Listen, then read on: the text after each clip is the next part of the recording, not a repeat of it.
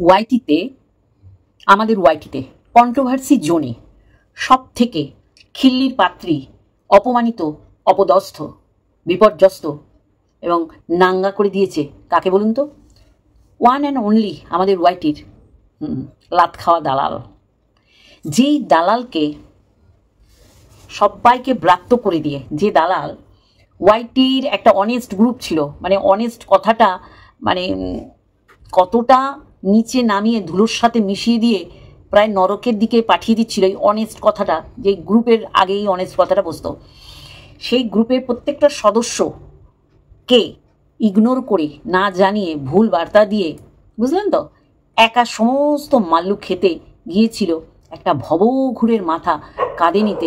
সাথে করে অবশ্যই করে এই ভবঘুরের মাথা কাঁধে নেওয়ার জন্য সাথে করে নিয়ে গেছিল সেই ভবঘুরের সাথে পরকীয়ারতা সেই এখন 22 বছরের সেই ছোট্ট বান্টুয়ালা ছেলেটাকে, নাম হুল, যার বিয়ে হয়ে গেছে 22 বছরে, ফুলসজ্জার খাটটা একটু সাজিয়ে দিয়ে এসছে। বুঝতে পারছি।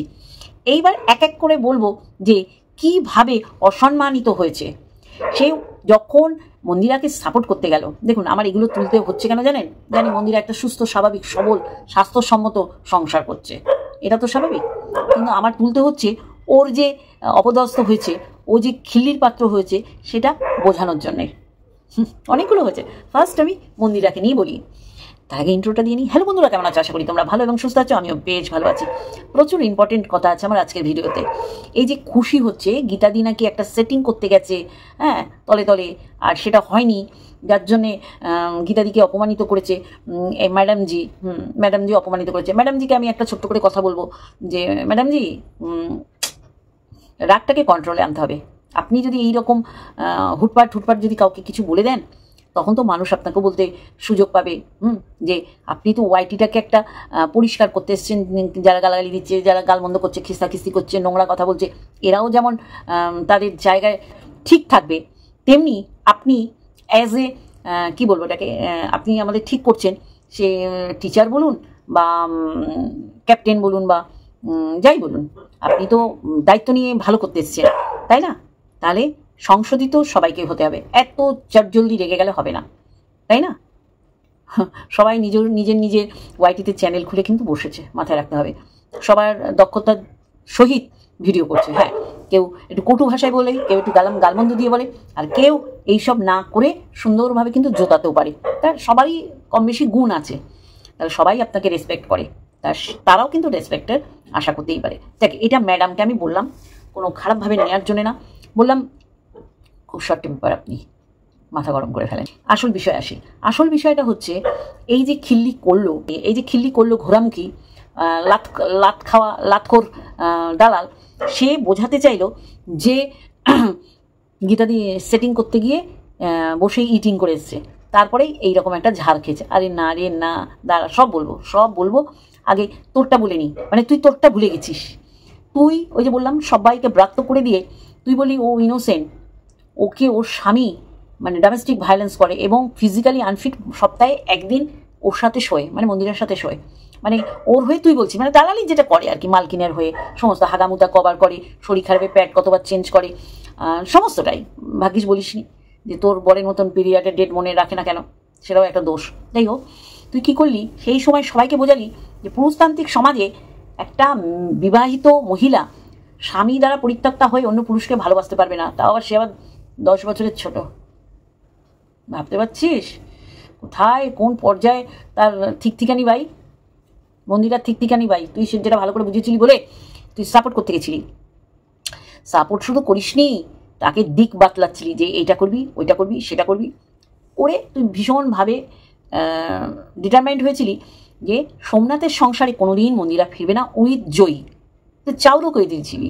সবাই জিজ্ঞাসা করেছিল থার্ড পার্টি আছে, তুই বলি না, পারিবারিক ব্যাপার, স্বামীর দ্বারা পরিত্যক্তা, স্বামী অসম্মানিত করছে, আর সবচেয়ে অসম্মানিত করছে বিছানায়, মানে সপ্তাহে একদিন দেয়, কারণ তার স্বাস্থ্যর প্রতি প্রচণ্ড সচেতন কে, সোমনাথ। তাহলে এইরকম রটিয়ে দিল। তারপরে তো দেখলাম সেই ডিভোর্সের মানে ডিভোর্স নিয়েও দালাল প্রচুর করেছে। তারপরে নিজেই বলল যে মন্দিরার ওই জায়গায় প্যান্টির মধ্যে আমার মুখ গোজা থাকে। প্যান্টির মধ্যে মুখ গোজা মানে বুঝতে পারছেন কোন নোংরা জায়গায় ওর মুখটা গুজে থাকতে হতো। তাহলে সব কিছু সমর্থনের সাথে সাথে আর যা কিছু বেরোতো পটি বলুন আর যা যা কামড়স সমস্তটাই এই দালালের মুখে গিয়ে পড়তো, আর দালাল সেগুলো খেয়ে বেঁচে থাকতো এবং হ্যাবিচুয়েট হয়ে গেছে। ও কিন্তু এখনও মন্দিরাকে ভুলতে পারে না। এবার যেটা বলার দরকার, খিল্লি কখন হলি? যখন তুই ভিডিও করতে আরম্ভ করলি যেগুলো মন্দিরা বলেনি, তার মা, তার বাবা, তার ননদ, মানে সমস্ত বলছিস, আর বলছিস হ্যাঁ ভাই এক লেপের তলায় যাকে রাখি পরিয়ে ভাইফোঁটা দিই, মানে এমন করে বলছিলি মানে তোর সামনে ঘটনা ঘটেছে। কিন্তু আমরা জানি এটা কে বলেছে, এটা মন্দিরাই বলেছে। তারপরে যেগুলো মন্দিরা বলতে বলিনি সেগুলো দায়িত্ব নিতে বলা আরম্ভ করলি। তখন বলছি দি ভাই এটা আমি তোমায় কখন বলতে বললাম, শোন না দি ভাই। তখন তুই বুঝতে পারলি যে ব্যাপারটা অতিরিক্ত হয়ে যাচ্ছে। তখন কি করলি, ওর সাথে সম্মুখ সমরে নামলি ময়দানে, যে আমি কিন্তু তোমার তোর কল রেকর্ড ফাঁস করে দেবো শোনা বলু বলে প্রচুর হুমকি চমকি রমকি ধুমকি দিতে লাগলি। এর মধ্যে যখন হাসিও পায়, কার কাছ দিয়ে না তুই লাথি ঝ্যাটা মানে কি না খেয়েছিস তুই। মন্দিরা যখন ফিরে এলো সেটা তুই আর মানতে পারলি না। কেন ও ফিরলো, কেন আমি ভিডিওর কন্টেন্ট পাবো না বলে তুই হুল সম্পর্কে বলতে যাচ্ছিস সোমনাথের কাছে, আর সোমনাথের বিষয়ে বলতে যাচ্ছিস হুলের, মানে চারিদিকে তুই ভালো সাজবি। তোকে চিনে নিল, বিশেষ করে মন্দিরা চিনল। এবার মন্দিরা কী করলো, তোকে ছেটে ফেললো। এই ছেটে ফেলাটা তুই মানতে পারলি না। তখন ওই একদিনের বিড়ি খাওয়ার ওই দৃশ্যটা ওর সোমনাথের মায়ের, সেটাও ক্যাপচার করেছে, সেটা নিয়ে দালাল বলতে গেছে কাকে, সোমনাথকে। এটা কি করলো মন্দিরা, তোমার মায়ের এই জায়গাটা তো বাদ দিতে পারতো, মানে ভালো মানুষের সাহস দরকার ছিল জানো সোমনাথ ভাই, তুমি আমাকে ইয়ে করে মেসেজ করবে না তো, তোমাকে ভালো লাগে না, সহ্য হয় না। তাতে কি হলো, খেপে গিয়ে এবার দুজনের এগেনস্টে ভিডিও করতে লাগলো। এবং এত বড় সাহস, নর্মাল গলায় প্রত্যেকটা কল রেকর্ড, ভয়েস কল সমস্ত রিভিল করতে আরম্ভ করে দিল, প্রত্যেকটা মন্দিরার গলা। মন্দিরা দিল একটা কেস ঠুকে। চিন্তা করতে পারছেন, যার জন্য সমস্ত ওয়াইটির বিরুদ্ধাচরণ করেছিল, সমাজের বিরুদ্ধাচরণ করেছিল, যে পরকিয়া করছে তো কি হচ্ছে, একটা মেয়ে পুরুষতান্ত্রিক সমাজে থেকে ভালোবাসতেই পারে, মানে সেই সময় পরকিয়া বৈধ বৈধ বৈধ বলে খুব চিৎকার করতো এই বজ্জাত মেয়ে ছেলেরা, বুঝেছেন। তারপরে হঠাৎ একদিন এইসব করাতে মন্দিরা বলে দিল যে ওর এগেনস্টে একটা কেস হতে চলেছে। ও কি করলো, পেট দিয়ে কথা বার করতে হবে যে কতটা দূর গিয়ে কি কেস তার এগেনস্টে দিল। বহুত হারামি তো, অনেকগুলো শকুন বলে এর মতন শকুনির জন্ম হয়। আর মন্দিরা বললা বলেই তো মন্দিরা সমস্ত গল্প করেছে। তারপরে মন্দিরার মাকে যখন নিল না, বাবা মরে যাওয়ার পরে এই জ্ঞান দিতে বসে গেল, যাই মন্দিরার মাকে বলতো রাখেল, বুঝলেন তো, বারোভাতারি রাখেল, প্রচুর নোংরা কথা বলতো। ওর মায়ের হয়ে ভিডিও আরম্ভ করলো, তুই মেয়ে মাকে নে, মানে বিশাল দায়িত্ব, কিন্তু শ্বশুর শাশুড়ির প্রতি ওর দায়িত্ব নেই। আর এইটা বলে ওকে কিন্তু কখনো আঘাত করবে না, ওর জায়গা খুব ভালো, ঠিক আছে। তারপরে মাকে কিন্তু ও দেখছে, বলেছে মা যেদিন স্টেবলিশড হবে ওয়াইটি থেকে তখনই আমি টাকা দেবো না। তাহলে ও মেয়ে হয়ে উপযুক্ত মেয়ের কাজ করেছে। বাবার বাড়ি করছে, এর প্রচণ্ড জ্বালা, বাবার বাড়ি করছে, দেখাচ্ছে, রং করছে, করছে, একদম দালালে একদম শুকিয়ে কাঠ হয়ে যাচ্ছে, কারণ ও তো লজে থাকে, আর ওকে তো রীতিমতন পিজি রুমে রেখেছে, আর কোনো দায়িত্ব দেয়নি। তারপরে ও কায়দা মেরে ফাইল মাইল দেখিয়ে ও বললো যে আমার কাছে চিঠি চলে এসছে, বলে 2 দিন টাইম দিয়ে ও আর কি ওর পেট দিয়ে কথা বের করানোর জন্যে। 3য় দিনে বললো সব ফলস, আমি দেখছিলাম যে ও সত্যি পাঠিয়েছে কিনা, কিন্তু বন্ধুরা ওর থেকে কোনো লিগালি নোটিশ আমি পাইনি। দেন বলদি মন্দিরা বলতেই হবে।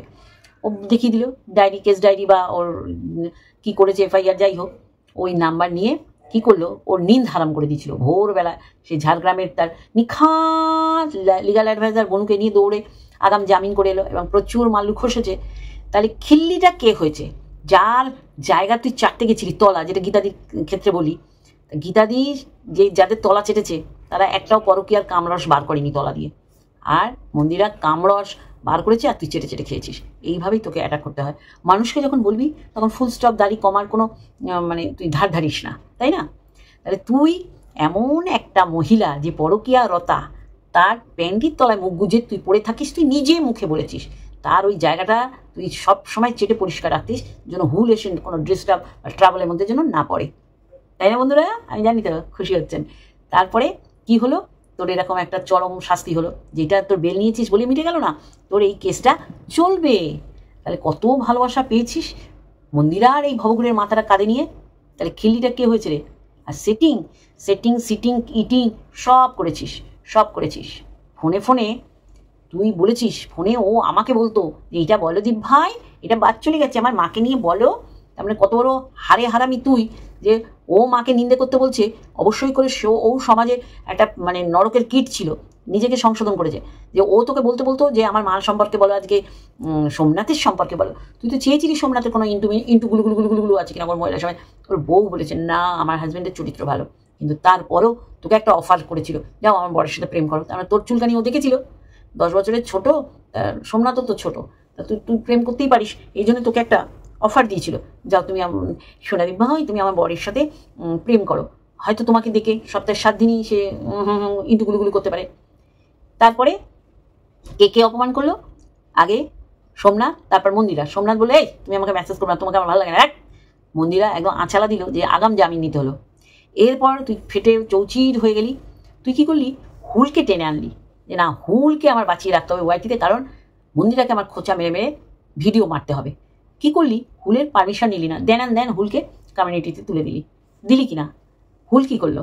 হুল খুশি হলো না, বলে কমিউনিটিতে দিয়েছে, বাট না বৌদিবাজি করতাম, মাসিমাবাজি করবো না। মাসিমাবাজি করার জন্য খোঁচাচ্ছে আমায়, তোকে বাধ্য করালো কমিউনিটি থেকে নামিয়ে দিতে, বাধ্য করালো তোকে। তাহলে এগুলো কি খিল্লি? তো বন্ধুরা খিল্লি না? ঠিক তাই, আরও খিল্লি আছে, দাঁড়ান, খিল্লির লিস্ট পুরো ভরে যাবে। তারপর খিল্লি এলো সঞ্জয়ের সাথে ফোন আলাপ হলো এত অশান্তির পর। প্রথমে এমন করলো, কল রেকর্ড করলো না, পরেরটা সঞ্জয় কল রেকর্ড করলো। সেই কল রেকর্ডে ও কী করলো? ও উজ্জ্বলের বান্টুতে বসবে, মানে উজ্জ্বলের কোলে বসবে, আর কোলে একটা ছেলের কোলে মেয়ে বসলে কোনটা টাচ হয় বুঝেছেন, সেটা খাড়া হয় কিনা ও বসে দেখবে, চাপ দেবে, বসে দেখবে, ঠিক আছে। সেইটা কি করলো?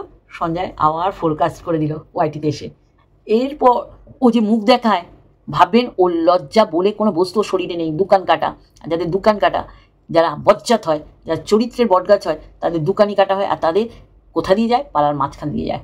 তাদের লজ্জা বলে কিছু থাকে না। ওইদিকের মানুষও দেখবে আমার কান নেই, ওইদিকের মানুষও দেখবে আমার কান নেই, তাহলে তাদের লজ্জা থাকে না, তারা পাড়ার মাঝখান দিয়ে যায়। তাহলে এ ওয়াইটিতে বারংবার অপমানিত, লাঞ্ছিত, অপদস্থ হয়েছে। আর কে খিলি করছে? কেউ করেছে?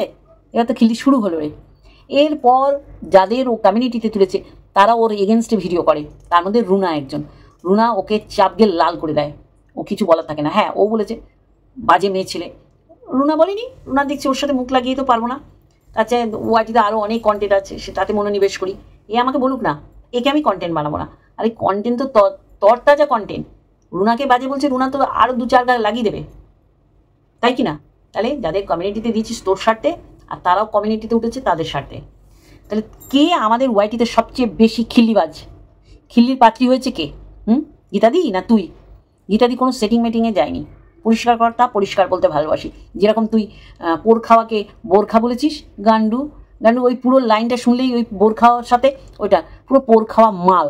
বোরখা মাল হয়? বোরখা মাল হয় না, ওর খাওয়া।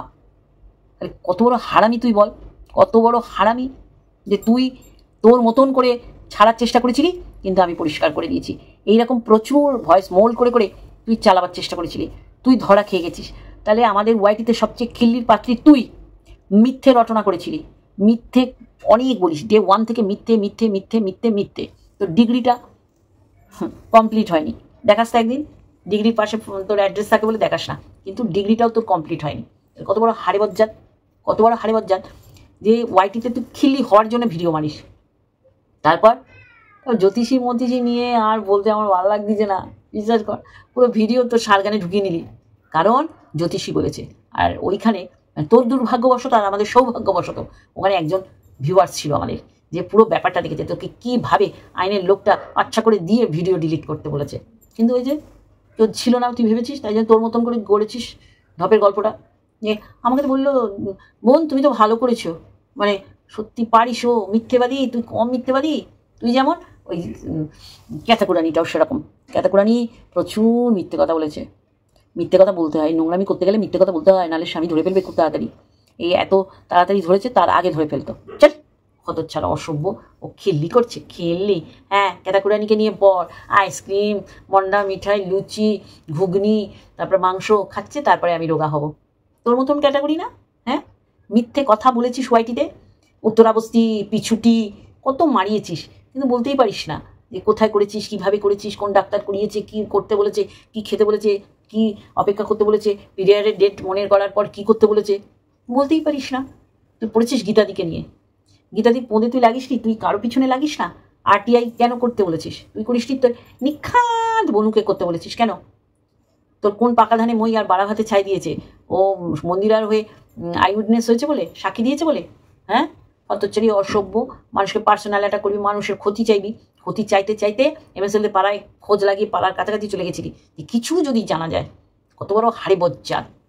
বলছি না, তোকে যে চেনেনি তার জন্ম হয়নি, ভূমিষ্ঠ হয়নি, আর সবাই চিনে গেছে, বুঝলি? খিল্লির পাত্রী, তুই তো বড় খিল্লির পাত্রী হয়ে গেছিস। লাস্টে কি করলো সেবক দাদা? এক লাথি মারলো তোর পাছায়, ওই মরা পাছায়, মরা আমসি পাছায়। আর ওই পদে কাকে দিল? রুনাকে। হ্যাঁ, রুনা ঠিকঠাক পাচ্ছে না, কারণ রুনা না জেনেই বলে দিয়েছে সেদিন নাকি বছিদার কোয়ার্টে হ্যাঁ সীমাকে সন্দীপ নিয়ে গেছিল। কিন্তু কত বড় মিথ্যে কথা, না জেনে বলেছিস, তাই না? তাহলে এইরকম না জেনে বলবি না, মিথ্যাচারিতা করবি না। না, তাহলে না জেনে বলেছে রুনা, তাহলে রুনা তো এটা না জেনে বলেছে, সেই রকমই আর কি। সেটাকে তুই আবার সাপোর্ট করেছিস, সেই হচ্ছে কথা। চলো বন্ধুরা, আজকে এই পর্যন্ত। আর একটা ভিডিওর সাথে অবশ্যই দেখা হবে। খিল্লির কথা কম বলবি, খিল্লিবাজ। ও পড়েছে গীতাদিকে নিয়ে। গীতাদি, তুই প্রত্যেকটা মানুষের ক্ষতি চেয়েছিস, তুই আমাকে স্ট্রাইক মেরেছিলি, তাহলে এটা ক্ষতি না রে বজ্জাত মেয়ে ছেলে? ক্ষতি তো অবশ্যই, ক্ষতি তো তুই উপরে যে দুজন থাকে তোর শ্বশুরবাড়িতে তাদেরও ক্ষতি চেয়েছিলি, সেটা সারা পাড়া জানে। তাহলে তোর ক্ষতির হিসাব করতে বসলে না, দিন রাত আর রাত দিন হয়ে যাবে। ও খিল্লির পাত্রী হয়ে গীতাদিকে নিয়ে মস্করা মারছে। তোর খিল্লির গল্প এই যে শোনালাম, দেখ, নির্লজ্জ বেহায়া, প্রত্যেকটা জায়গা থেকে তুই লাথি খাস, প্রত্যেকটা জায়গা থেকে। রুনা কম দিয়েছে তোকে? বেঙ্গলি ব্লগার মৌমিতা, সেও তো তোকে আচ্ছা করে দিচ্ছে, বচ্চা। তারপরে আবার সঞ্জয় স্ট্রিম লাইভে উঠেছিলি, লজ্জা করে না? তারপরে তো তোকে ধুয়ে কাপড় পরিয়ে দিল। তোদের মান সম্মান বলে কিছু নেই, আর মান সম্মান থাকলে তোরা নির্লজ্জপনা কী করে করতিস, নোংরামি কী করে করতিস? চল, ছোটো লোক জানোয়ার, তোর একটা জানোয়ার মেয়ে ছেলে। ও খিল্লি দেখছে গীতাদিকে। গীতাদির জায়গা ঠিক আছে, দেখছিস না ভিডিও করছে। এবার তো ওই যে সীমা লাইভ নিয়ে বসে যাবি, তারপরেও এদের মিল আছে, তোকে জানিয়ে গেলাম। সীমার জায়গায় ঠিক আছে, গীতাদির জায়গায় ঠিক আছে, আর তুই সব জায়গায় ভুল আছিস, তুই এটা খেললি। চল বন্ধু, আজকে একটুখানি, আর একটা ভিডিওর সাথে অবশ্যই দেখাবে। Love you all.